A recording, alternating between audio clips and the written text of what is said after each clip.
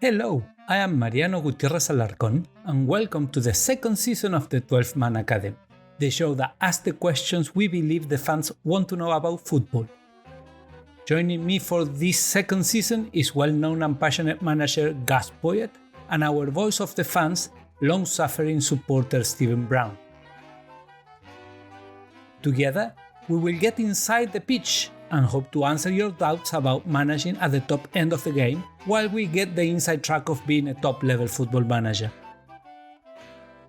In each episode, we continue trying to get a better understanding of the thoughts, the decision-making and philosophies of top-level coach, from picking a club captain to tactics and team identity.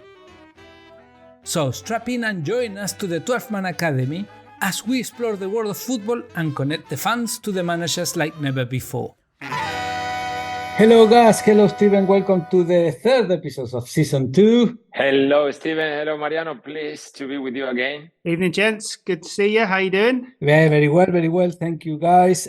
Today I was trying to go back to the more educational side of our podcast to make it more universal, not so focused on the news as it happens normally, because I want people to listen this many months to come, many years to come, and think, okay, this is very useful for us. And thinking about previous podcasts that we did, previous episodes, and things that we talk a lot about identity and how manager problems when he coach a team. I want to focus in one aspect that we mention it quite a few times, but we never speak in detail about it, is how the manager talks to the player. One thing always struck me strange is that we don't know how a manager talks to the player. Do they talk all the time? Do they have a personal relationship beyond the training ground? It's like any job, or for example, when we spoke many years ago, Gus, about Ferguson, and as you say in the first episode, that Ferguson used to be like an old traditional manager in his office, far away, the coach making the coaching on the pitch, and he was overseeing stuff. There are many aspects on the relationship, and then you mentioned many times that we can speak a lot about games, but we never know how a manager every day with his communication transfers his idea, his identity to the team, how develops these ideas, this identity. So in general, and probably from your experience, you as a coach, Gus, how do you deal with this situation? To start talking about something that fans, we don't know anything about it. I think we don't know how the coach. It's good. It's very good. I'll tell you one thing. It's a big change, okay, from my times to now. And especially because of the communications that we have nowadays. I was saying to people last week, I don't remember having the telephone number of the manager. You know what I mean? I remember talking on the phone, yes, but not having that kind of connection with the manager that you talk over the phone and you text each other or you see each other outside the training ground. Never. And I can say with every single manager, including our well-loved Gianluca Vialli, passed away, but he was a teammate and the next day he was a manager. And from the moment he became a manager, the relationship outside the training was over. You know, you cannot maintain a friendship with the coach. So that's one thing. And I'm like that. But I think there are so many personalities, so different, that there is no one pattern. You cannot say the manager or the coach needs to talk to the player this way or must talk outside. It's depending on how you are, how you get to the player, and how is your personality.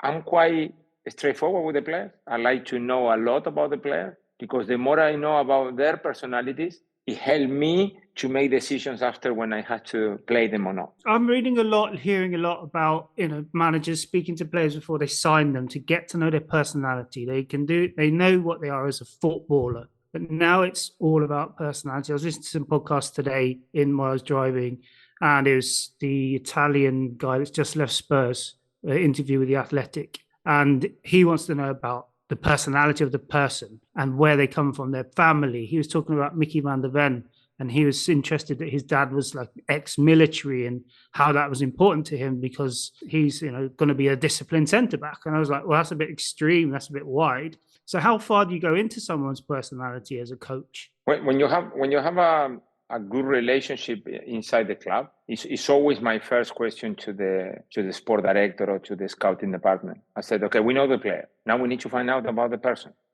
Either they have a way to do it, or now it's becoming like a tradition to ask another coach that had a player before.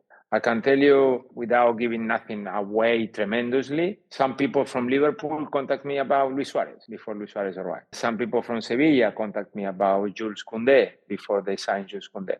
That doesn't mean that they signed them because of me. There is the other side. It was a club, he asked me about another player from Bordeaux, and I told the player exactly personality, and they didn't sign, because I say the truth. I'm not here to help anyone. I'm not here to help a player to get a transfer, and then my reputation is on the line because I said I was a good kid, a good professional, and then it's a disaster. That's why it's private. I think it's a good call that. And I think you can rely on managers, because it can work the other way sooner or later. So it's not like somebody's going to lie about it. The best one I had when I was in Chile, the Chilean team, I wanted to sign a Chilean player who was 35 years old, and I was trying to sign a younger one, 25, between 23 and 27, that we didn't have any players in that range of age. And I talked to this sport director, and he told me everything, the good and the bad. So then you can make a proper decision, because if you sign him, you know what you're getting. You know the character of that person. For me, it's essential. It would be very, very difficult for me to have an image of a player because I watch him in a video or I watch him in a game live, and then 1 week later you have him training with you and he doesn't have a clue, he doesn't understand football, he doesn't like football, he doesn't watch football, you know nothing about the position, and then you go, oh my God, then you have 10 extra jobs, to bring him into the equation. That's something that I wanted to ask you about, because you just said we know about the player, but what about you can know about the player for what you see, his characteristics or his certain level of awareness because of your expertise and everything. But also I'm interested in knowing, once you have the player with you, you're just coming into the club, there are many players that you don't know. What's the structure? So basically, you get to a club, you do an interview one-on-one to everyone, and then you do a Well, group it depends. It depends. It's a good question, though. It depends. I think one-to-one, it depends on how the manager wants to do. Me, I don't like formality. I don't like you got 26, 27, 28 players in your squad, and you say, okay, this week I'm going to meet you, every single one, 1v1, because then the first 5-6 meetings, they are all right, and the other 20, they go away too quick, because, it's not simple. I like to talk to the players by situations. You go for breakfast, and it's someone in there, and he's alone, and you sit down with them, 2 minutes. And you ask him, are you coming here to have breakfast? Why? You live alone? You don't live alone? So you use that moment to talk to them. An injury player watching training, and it's a moment that you can relax as a coach, and you let your coaches to do the job, and you go close to him and you talk to him during training. Or maybe you ask someone to stay after training, and you sit down in the typical pictures, no? You sit on top of a ball, he sits on top of another football, and you stay on the pitch talking to him for 3 minutes or 20 minutes. It doesn't matter. And like that, you start knowing the player. The more they know the player, the better it is for you to act in any kind of situation. I make an example. There is plenty of players that they will say to you, coach, I respect you. You make a decision, I want to be here. So it's kind of a player that you don't need to give too many explanations when he doesn't play. But then you got the character that say, I'm expecting to play every game. And if I don't play, I'm happy. So maybe that player, you say, okay, no every time, but when it's an important decision, maybe it's better to talk to him before and not having a problem afterward. That's the way that I like to manage, because at the end, you need to get the best of the player. Now, that's my personality, and I'm able to separate the player from the person. Very easy. And that's why, and I can say it because it's a good way, when a club have a doubt about me, like say, yeah, we want you, but we are not sure about your character, or we are not sure about your personality, or we are not sure about how you train. I said, call the player. I've been in Brighton, in Sunderland, AEK, Betis, Bordeaux, China, Chile, another national team. Call them. You call 5, and 3 say to you, don't touch him. That's it. They made a decision for you. Now, if the 5, and you pick the player, and you pick the club, so that's my way, because I depend on the player. And if I don't have the players with me, I got no chance. So you need to know how to relate. Now, in certain clubs, it works very well. In another clubs, you need to be a general. And you need to be like, because it doesn't work. That's why certain coaches work very well in one club, and they go to another club and it's nothing. They can do nothing and they lose the job after 3 months because the players or the majority of that group of players, they needed something different. So that's why it's so difficult to put a pattern on how you talk to the player. To the point that you said, in some teams or some clubs, you need to be a general. That's something that actually very interesting because fans and people normally don't know the company or the club culture. It's also something that it has to match with the manager. I'm going to tell you something Steven is here and he's going to love it. Why the players that they had at Tottenham, they couldn't play in a certain way with Mourinho or with Conte or with Espiritu Santo and now they can? Why? Do you think it's all tactical? No, it's all mental. It's all the way that he trains, convince, tell them what to do, in which position they put him, how he wants to play, how the game that he wants to play goes very well for these players. So many things that they go together because of the manager. Did Daniel Levy knew? No, because if no, it will get him how long ago? Why you needed to wait? Why you need to get the other 3 or 4 before? So you searching and you expecting, and sometimes you think, okay, I need a character now, Mourinho. And then, it didn't work. And then you change for Espiritu Santo, but then you get another character. So that was something that was not correct. And now it does work. When Harry Kane left, you think, wow. So it was impossible to know. It was no way. The same way that he couldn't know that Mourinho or Conte wouldn't work, for different reasons. Yeah, well, that was Conte was a very special case. I think Mourinho was with his team. You could see what he was trying to do, but Conte was just in the end it just blew out. So I think it was just he had enough, too much happening in his life, and he just had enough and wanted to get out. I think but the problem is that we don't know what happened when he arrived, because remember that it was rumors in the summer and he said no, and then he came 3 months later and said, why he say yes now? Because he didn't have a club, or because it was a different proposal and maybe there was a change in the way that they would recruit the players. He got 2 players in January, Bentancur and Kuleski, the winger. So from Luseschi, from Italy, he knew the players and they gave something to the team, but it was still something not right. There is so many things, I don't know. We can talk about players. We can talk about the goalkeeper. For how long it was is the goalkeeper, is not the goalkeeper. We can talk about Dyer. That Dyer was always out of the team, but then a new manager arrived and Dyer was the first one playing. We can talk about the system. Tottenham play all the time and then we're going to play 3. So many things because they were trying to find a solution to see which one it will work. And at the end, maybe, with all respect to Ange, the one that there was less expected because it was the moment that Harry Kane left is when the team is working better. That's Mariano and I were talking earlier about the way coaches reacting to their teams playing. So you have certain managers will throw the team under the bus. You'll have certain managers that will say, no, I take full responsibility. This went wrong. It's my responsibility, not the players. So in terms of managing personalities that way, as a player, how would you have reacted if your coach just was like Conte did, or even Ten Hag recently is just like what he's done with the Man United team after the derby? You got a problem. I will tell him sooner or later. My personality was, if the coach says something publicly and then I don't play and then something happened and they ask me, I say, well, I didn't make the team. As a coach, he made the team. If we lose today, probably he's responsible. He picked the team, not me. And he will come to me and say that you cannot say that. No, excuse me, you cannot say that about me. Here is a 2 ways respect. There is no place in the world that says that the coach can talk about the players individually in the press, and the players, they cannot talk about the coaches. No, nobody can talk about nobody. That's the rules. You got in your contract. You cannot talk on the press certain things. Now the problem is when it becomes constantly, it's a problem. I got certain rules about timing. I don't like people being late or people being irrespectful or people, doing things that we don't want them to do. But at the same time, we say everybody can make a mistake. Simple. Now, when somebody makes it too, I need to make a decision and I need to, punish that player. But if I punish the player, then I need to punish everybody when they do the same 2 or 3 times. And I know it, and I do it. There is no regrets. There is no revenge. When that punishment goes, it's back. I'm talking about the situation with Ronaldo. When they kick out Ronaldo from Manchester United, everybody, strong. It's like Alex Ferguson. And then Sancho. Yeah, fantastic, get him out. Yeah, he's like Carlos Ferguson. And now he's going to be another one. Who is going to play?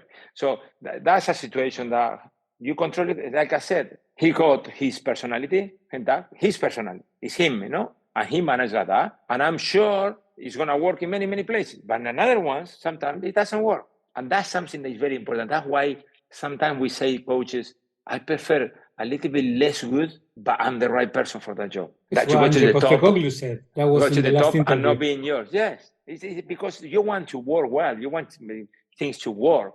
I believe in what I can do. I promise you, 99.9 you depend on the players. It's not 100%.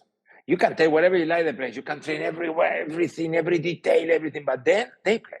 And if it's a shot and the goalkeeper catch it, maybe you win. And if the goalkeeper misses it, maybe you don't.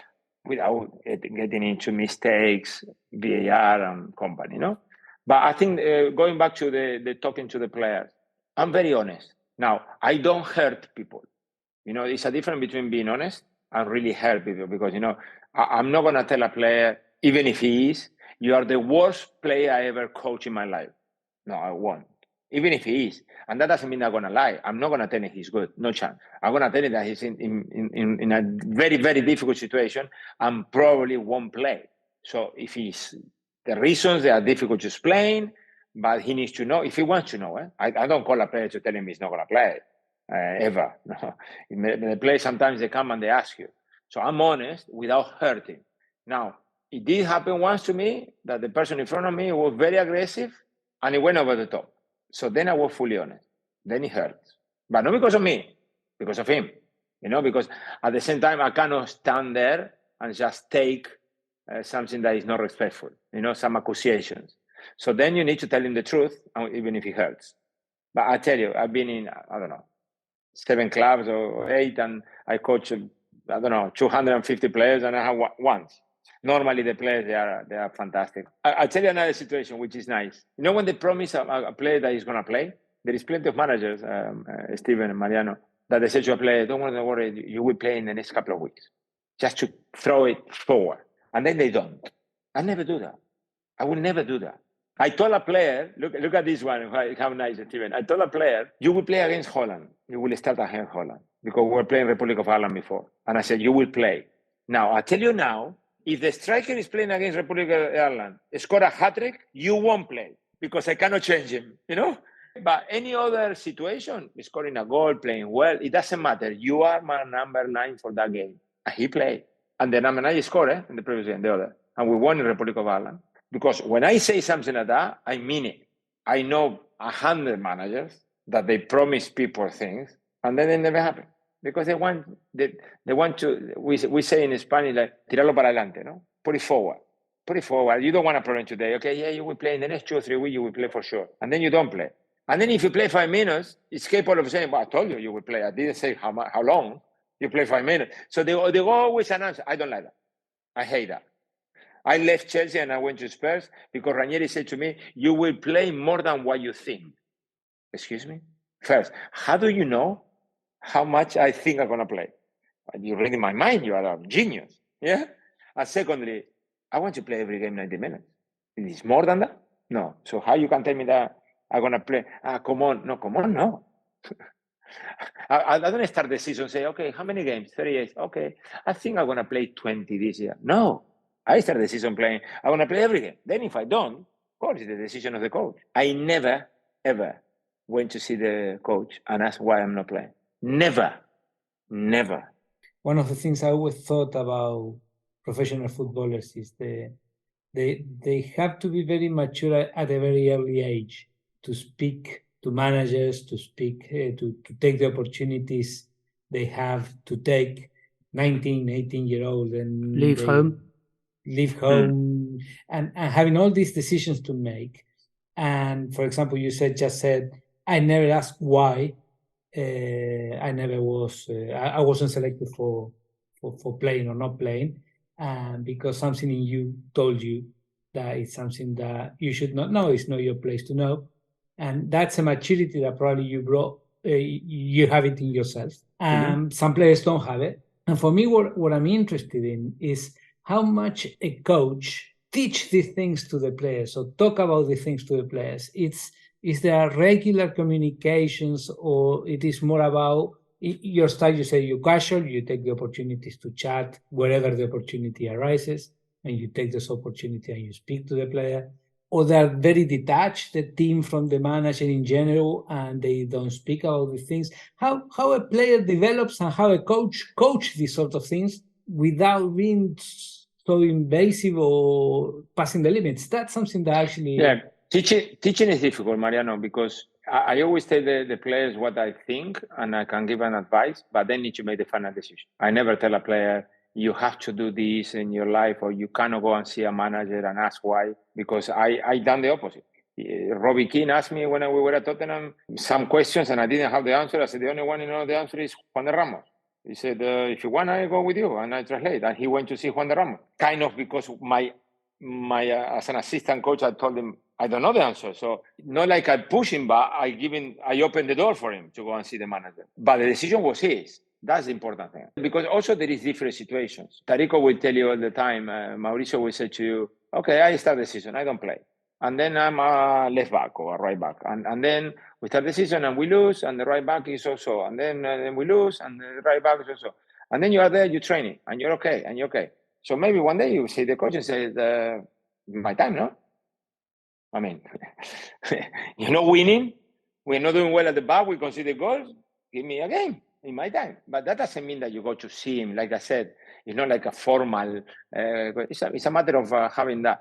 Now, there is managers that stay away from the team, completely away. And they don't talk to the players practically. They just talk about football and see you later. And you're your life and mine my life. And sometimes in certain clubs, it works. That's what I say is so difficult. Now, I go my way because I know how much it means to the player. But then you have other situations. I have a player that I was always in contact with him because he was having a bad problem, a bad situation. And then he sorted out and he went to another level. And I started looking at other players. And then he thought I left him alone because he got used to have a relationship. But my relation was when I thought he needed it.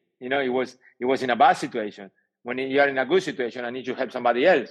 But he liked it. So he kind of say, no, I want to maintain it. I didn't know that. So then with time I didn't know that. So then you maintain that. The players, they need different things. There are certain players that need nothing. And there are other players that need you to stay in top. That's why you need to know them. And the best way the way I do it is natural and casual. Now, there is, you say something before, and sorry, Maria, I want to go back. Me, when I get to a club, in the first week, I have a meeting with the leaders, for sure, all together, and maybe one or two individuals of those leaders. And then I start knowing the rest. But the leaders first. They need to know me, listen to me in a closed room, what are we going to do, why we're going to do it, how we're going to do it, and why I need them to lead. Then that doesn't mean you're going to play. That doesn't mean doesn't mean nothing. But it means that this is the way. So it's clear. Nothing is personal. Here, the only thing is the team. It needs to win. If you win, I'm a better coach. He's a better sport director, and he's a better president. I've never seen a president or a chairman get, and he's a better president. Aim for winning a championship. Never, They always, when there is bad things going on. That's the way I do it. And at the end, I know everybody. Now I go 35 players, more or less, in here, in Greece, and I know every single one of them. I know them. I'm not saying perfectly, but I know them quite well. And they know me. They know why they are here and how they can lose the place if they don't do certain things. The rest is difficult. So you said earlier about separating the personality from the player. With everything around players' mental health now, the abuse that they get through social media, the scrutiny from podcasts, through to radio stations. How do you deal with that interaction with players? Because you've got to manage, or is that something you don't, not you personally, but a coach has to manage directly, or is there a team that does that? In the clubs, there is a team, but also we get involved because it's not the same that, with all respect, the media people is coming to talk to a player about something that is going on in social media that is coming the coach. In terms of your relationship with the players, there's always sort of the Richarlison incident, about what was happening with him back in Brazil, and it was affecting his football. And everyone was shocked and surprised. But surely you must see, as someone you see every day, you must notice. But then I guess, as you say, some managers are so distant and only do. Yeah, me, I get closer. Like I said before, there is a few of my players. Like I said before, they're playing or they have bad times or they are not getting in the squad, and I'm always there. I try, especially without seeing every day. If they were with me, it would be different because the communication is direct, it's daily. But in these times, I think this situation like Richardson or Luis Diaz now with the situation with his father, that you need to be very, very, very close. I think you need to be very supportive. You need to even, I like to talk to them to see how they are. And sometimes they made the decision for you about playing or not playing. Because sometimes they need to get away from it and get in the pitch and forget about everything and have, 90 minutes of freedom, to call it. And another place they cannot play 1 minute because they cannot stop thinking about it. So that's why you need to know the personality. The player is there. It's all there. We can watch the player. We can like or not play, you and me or another one. But then you need to know the player, how he's going to react. Even you can go deeper. There is studies that they are amazing. How the player react when we are losing, when a player react when you're winning.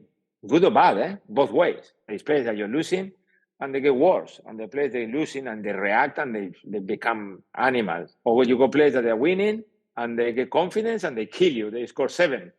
But it's another that are winning and they relax. And So when you know that it's easy for you to make decisions, to stay in top of a player or to help him or to change him dramatically, see you later.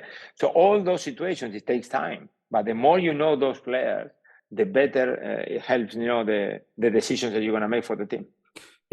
Just thinking about sort of players again and coaches' relationships. When a player gets substituted, now more and more they visually show you they're upset. Do you think that's more for the crowd, or do you think that's more for the manager? I don't force the players to shake hands with me when they're coming up. I think it's not necessary. I think it's an act of showing off that there is no problem when there is a problem, because you take him out. When I make the changes, I know who is coming out. And if I know that somebody is not going to be happy or whatever, I go the other way and I let them make the change and I stay away from them. And if they want to come, free. I'm happy to hug them, shake hands or whatever, but I don't force them to shake, because I put myself in that situation. If a coach forced me to shake hands, when I think I'm playing well and I'm helping the team and it's changing me 25 minutes to the end, no, don't shake hands with me. I don't want to shake hands with you now. I'm sorry. We shake hands tomorrow. Let me calm down. Don't put me in a situation to confront you. Let me calm down. And tomorrow we have a chat and you explain me why you changed me,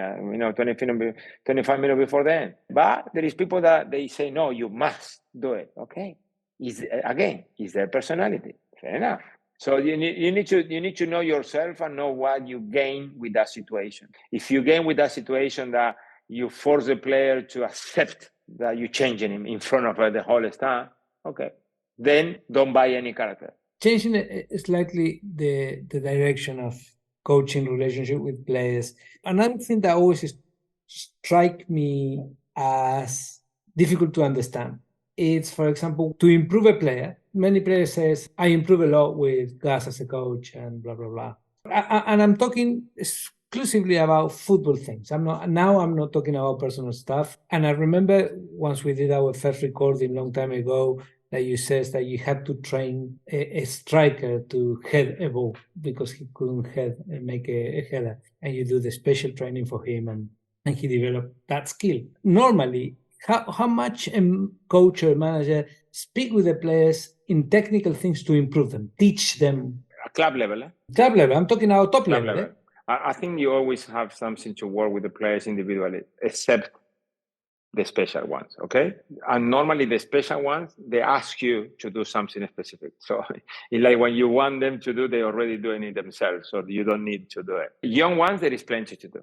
Young ones, I love to have that relation with the young players, to stay after training, or even, like I said publicly, one day Jules Koundé asked me to come in the afternoon alone because he wants to work in something specifically, but he wants to work in the afternoon without people, without the other players, without everybody. And we stayed with Tano in Bordeaux, and we went in the afternoon at 3:30, and we got changed, we done a little warm-up, we done a little bit technique, and then we worked in specifically what he wanted to work.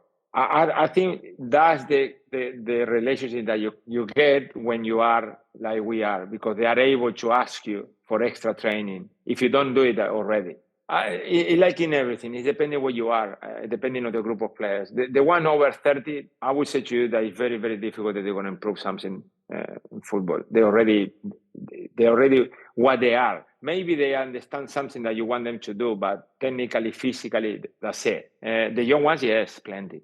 And it's a lot to work, a lot of positioning, movements, timing, vision, awareness, technical, crossing, shooting, finishing, passing, the weight of the pass. Oof. Now, normally you put a lot of that already in exercises that the players don't know. I tell you they don't know because I didn't know. I was to train and they say, pass the ball, pass. You pass. You don't know why you're passing the ball, but there is a reason. The distance, the outside the cones, inside the cones, there is always something that is making you train something. I don't like when they click the play button and it's like a cassette. Yeah, this coach improved the players individually a lot. Yeah, this coach look into details a lot. Yeah, this coach is very good. I think the players, they cannot say the opposite. I never see a player say, no, this coach is terrible. He doesn't improve the players. This coach never put the... So when they are coaching the players, you cannot ask the player. You can ask the player 10 years later. And if they remember something, that means a lot. From Brighton, I go, without exaggerating, 30 players that you meet with them and you still talking about Brighton from my time. It's spectacular. They always remember something about how we play, how we understood, how we won, how we did it. From Sunderland, I think there is 4 or 5, no more than that. From Ajax, I would say the 14 players that they play most of the time, because I didn't change the team a lot, they will remember for sure how we improve. As a team, more than individually. But we more than what training with directions, I remember at that time I had too many, how you call in England, off the front players. They don't attack and they don't defend. They play there in the middle. They don't score and they don't run back. And I told all these players, they were like 7 in night when I go. I said, well, with me, you got no chance. So start thinking, or you score, and you make the difference that way, or you start running backwards. Because in the middle doing nothing, with me, you don't play. And 2 wingers, they started scoring and played all the time. I told you, I didn't change too much because they were on fire. And they started scoring, and one got a transfer to Australia, and the other one he went to Turkey. Because they started putting a meaning into the game. When before it was, I'm in the middle there. A little bit of flicky, and ha, and a little cross, and no, meaning. And that's what I call responsibilities. And that's another thing, Mayer. I tell the responsibilities of every position, every player. And they know. Then they can do it or not, it's a different matter. But they know the minimum that they need to do all the time. That's no confidence. That's no confidence. There's no misunderstand a player playing well with confidence. No, a player needs to do his job all the time. He can do a little bit better, a little bit worse. Then when they are confident, they do the Ibrahimovic overhead kick against England. That's confidence. The rest is football. Ibrahimovic was controlling the ball strong every day. He was passing the ball well every day. He was running at the right time every day. That was his level. Then when he was confident, it was unstoppable. That responsibility, that message to the players also made them remember you, not only because you improve them individually, but you improve them inside the team. They had a role and they felt that role was perfect for them to be better players. Do you think that's across all players can get to that level, or do you think that is why they become special players? The elite footballer is the one that has the elite players, they are... Okay, the normal thing is you go already something natural in you, not everything you can work. And then you develop an understanding, I always talk about Gianfranco Zola. Gianfranco Zola was outstanding, but he worked it. And we were training in a really bad pitch at Harlington with Chelsea. And he will stay twice a week or 3 times, but twice for sure after training to have free kicks in his own. He will get the ball, the back of the balls, then he will get this old-fashioned wall that they had the big wheels and you needed to carry on, put it there, call one of the kids, second team, third team to be a goalkeeper, and he will stay there, ping, over the wall. And then sometimes hitting the goalkeeper, say, don't move too early, over the wall. And then we go to the game, you got a free kick in there, and you say, okay, we got a chance, because he's special. He's a very good player, understand the game, and on top of that, he works what he needs to work. That's why they become a unique player. You said that, for example, young players, you can coach them and you can teach them lots of things. You can improve them individually more than the other one. No doubt. And then you see, for example, coaches like Mourinho or Conte normally ask for already made players that players who has already developed characteristics. So we can see here a relationship that probably Conte do not develop, or Mourinho do not develop players more than some coach that can deal with young players. Is that probably something that we can assume or think about it? Well, the problem is why you go to a club. If I go to a club and they say to me, I need to win tomorrow, I don't want kids. I want players already ready, 23, 24, 25, 27, 28, that range. And I can have one or two over 30 and one or two younger, but at the best age, they're already experienced enough, but they are not old. They can run, they can compete. And that's what Mourinho and Conte they do, because they want to win. They are not there to develop players. That's a different matter. Now you need to go and another coach. Now, you can develop players in certain clubs. The clubs you need to win. That's the problem. Now, when you mix that and it works, you're a genius. Because I'll tell you one thing. For example, I'm a great admirer of Mourinho or Guardiola, different ways, or Simeone. But many people say that Guardiola improved the players. Yeah, which players? The one that costs 50, 60, 70,000? Me too. Give me a club and give me players only from 50, 60, 70,000, 70 million, yeah? I said 1,000. 70 million, and I improve them as well. They're going to get better, for sure, because they're going to play good football, they're going to suit the football, and they're going to be unbelievable. Or Haaland didn't score before he arrived to Man City. Or Bernardo Silva didn't keep the ball in his zone before he arrived to Man City. Or Kevin De Bruyne was not crossing the ball like he was crossing the ball before he went to Man City. Or the goalkeeper was not passing the ball 70 yards like he's a football player before he went to Manchester City. It's interesting that we talk about certain things just because it sounds nice. Guardiola is a top. He changed football forever. He killed football in a certain way because everybody wants to be Guardiola. But he always dealt in his career in the top division with exceptional players. Barcelona, Messi, Xavi, Iniesta. Bayern Munich of the best Müller and company. Man City, the best Man City in the history. The most expensive one. Now, a different matter is that he can do that with a team that is playing relegation, with the players from that team without buying anyone. That's a different matter. Now, even you can improve the player. If you tell me last year, I went to see live Burnley, and I thought it was exceptional. And they cannot win again. What happened? The coach is terrible now? No. But the players last year in the championship, they were good enough, and they could be able to hold the ball, pass it, and score and deal with situations. And this year, it's another level because you play against Van Dijk, because you play against Romero, because you play against players that they're going to defend better than you. And they're stronger, they're quicker, they know the game better, they are nasty. But at a certain level, you are at your best, and at a certain level, you are not. And the coach the coach is the same. The communication, Mariano, that we were talking about this podcast, is the same. The way he treats the players is the same. The idea of football, I watched him this year, is the same. But the players, they go a level. Now, can I stay up? Of course they can stay up. I got the team with the same. I think they got 4 points in 11 games. I had 4 points in 10 games when I got the team at Sunderland. I had men, players that they play many, many years in the Premier League. Sean O'Shea, Wes Brown, Dick Cattermole, Borini was coming, but players that they play many years in the Premiership. This team of Burnley is young and is new and is tough because the rest they're tremendous. Go and play against Brentford and deal with that. Tell all the teams, to go and deal. It's even difficult to know how they play, but somehow they are there. Now, can that coach do the same with Man United players? He got no chance. The same, no chance. But is that down to personalities? For sure. The way they play, the way they are together, Brentford, the way the passion, the power, the strength, and the way they play, it has nothing to do with the characteristics of the players of Manchester United. So either they need to bring players for him to play the same way, or either him needs to adapt in an incredible way to play. Now, why you bring him? For the way he plays, or for the way he's going to manage the players? Because if you bring him from the way he plays, you need to change the team. It's tough. Again, yeah. It's tough. So when you were in company's position and you had that many points, did you change anything in your philosophy? Did you change your tactics?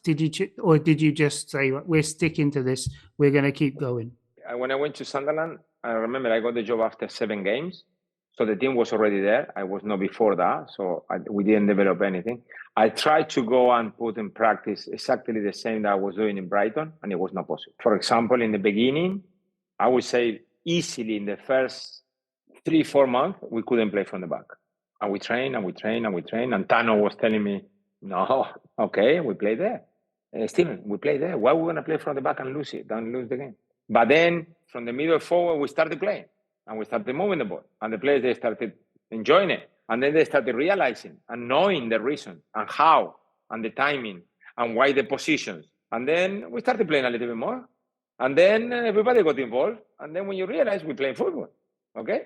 Now, we finished the season. Vito Manone, Vergini, Brown, O'Shea, Marcos Alonso, Lee Cattermole, Key, Seb Larsson, Adam Johnson, and Fabio Borini will come the striker, because I gave him the last 5 games and he scored all the goals and saved me from relegation. And then next year, Vergini doesn't start there, Marcos Alonso is not there, Key is not there, Fabio Borini is not there. And you think you're going to work anyway. How? Why the ones that come in for little money, they're going to perform the same way that the other ones that they were 8 months training with me? 8 months. 8. It's a problem. But that's the way it works. If you was in company's shoes, because I was listening to the radio, they were talking about Burnley playing the same style of football as many teams in the Premier League now. And they are just, the level between the teams that have been doing it for a lot longer are better players. So do you stick to, what does he stick, or does he twist and think, okay, I just have to make sure we get that spot just above relegation? Before he killed me, it was Connor Wickham. Okay.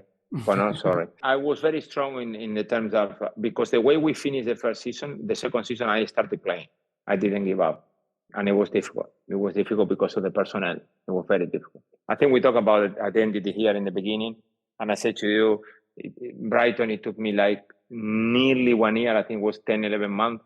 It was my second season in September, October. Sunderland, it takes 7 months to have a good idea. So there is plenty of time that you need to work to get to a point where you say, okay, I can maintain that. But there is places that you cannot do it. Burnley, I think the players, they go there, they are to play this way.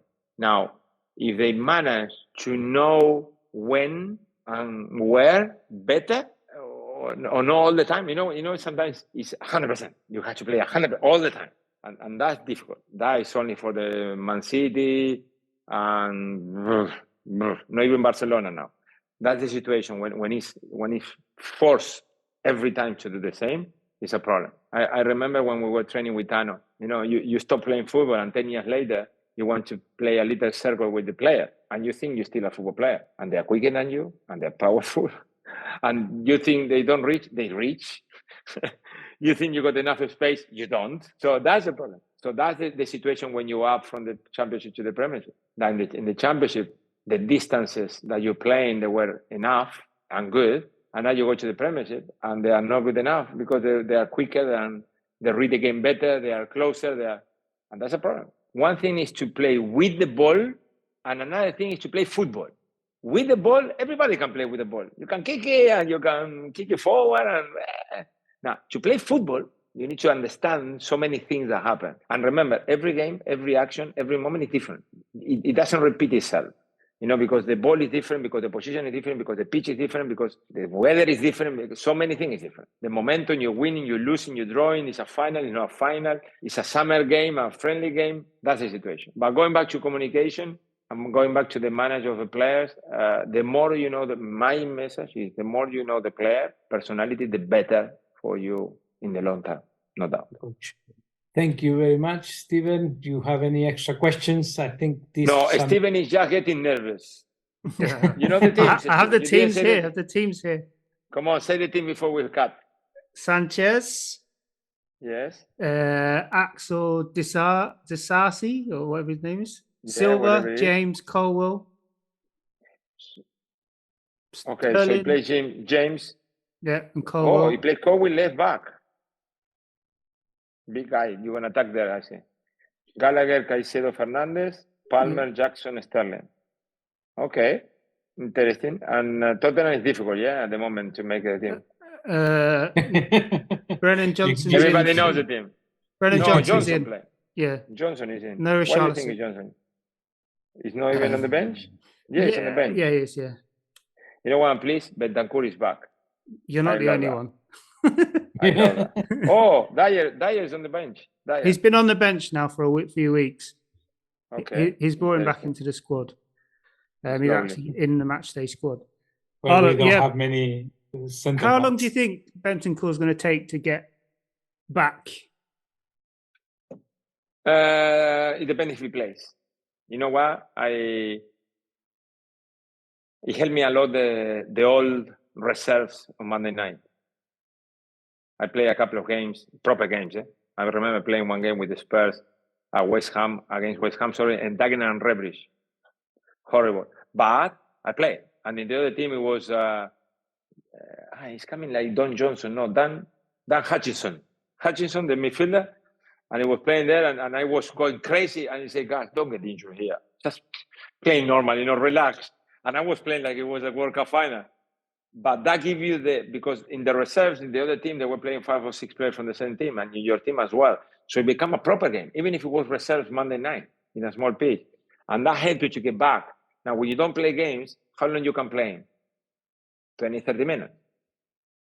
And when you give him more, you don't know. And if he plays 20, 30 minutes, but tomorrow night, he has the chance to play 60 in the reserve. And the weekend again, and then he plays next week, it's 85 in the reserve. It's quicker. Now, without playing, I don't know. Maybe they're doing friendlies. But is he allowed to play now for the under-21s? I don't know the rules now. They changed the rules so much. I thought the reserves, there was the best ever in the world, the reserve in England. It was spectacular. Imagine one kid from the reserves, 19, 20 years old. He was able to play with me as well. I was coming down, I was 33 or 34, and you're playing with him, and you're telling him, come, don't worry, get the ball. And the kid will be like, wow, this is great, At the same time that you getting back into fitness. And now they change it. They put this there is no reserves anymore. No.